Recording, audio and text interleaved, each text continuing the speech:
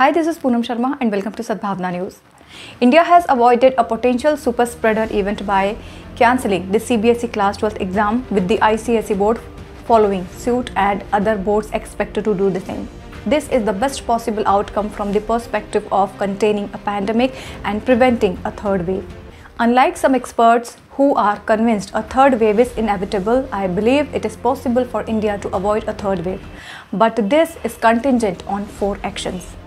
The first is on deciding when and where to ease lockdowns and restrictions on movement and activities that now cover most part of the country.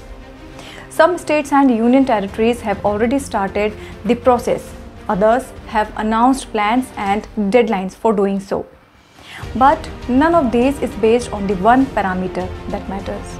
This is simply the proportion of the eligible population in a district that has been vaccinated. Ideally, this parameter should be read in consonance with the positivity rate. Some states and union territories are looking at the latter, but none appears to be bases its decision on the former. Given that the union government no longer wants to be associated with lockdowns, the economic pain caused by the 68-day hard lockdown last year is still fresh in everyone's memories. It is unlikely that either the Health Ministry or the Indian Council of Medical Research or any of the empowered groups dealing with the pandemic will prescribe guidelines for this. Therefore, it is up to the states.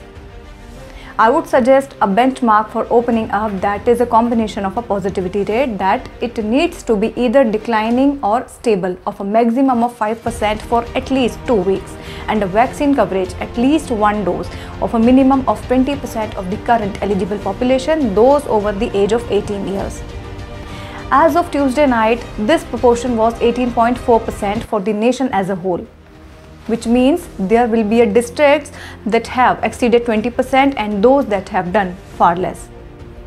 The second, which is related to the first, is to keep pushing ahead with vaccine program in terms of approving more vaccines, lining up supplies and enhancing delivery capacity, with the immediate target being coverage of at least 40% of the entire eligible population as soon as possible. Once India approves vaccine for those under age of 18 years, the new target will be covering 40% of the entire population. Several countries have already done this. Israel has covered 62% of its entire population, the US 51% and the Canada and UK 58%. Even Brazil has done 22%. India has covered around 13%. An honest effort to increase this number is required. Not empty statements about administering 10 million vaccines a day from July or August, or an unrealistic target given the supply situation. Next, the third is to link the stringency of non-pharmaceutical interventions in place in a district to the proportion of the population that has been vaccinated. More than anything else, this will give states the framework to decide when they can open up for certain activities. For instance, I believe that at 40%, most activities including physical schooling can be allowed with masking and social distancing. It may still not make sense to allow large religious, cultural or social events including weddings.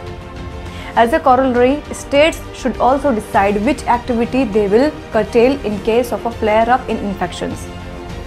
The fourth is to enhance surveillance, including sequencing enough viral genomes to identify potential threats from new variants of concern, that is, new variants of the virus that are potentially more infectious, and acting on this knowledge.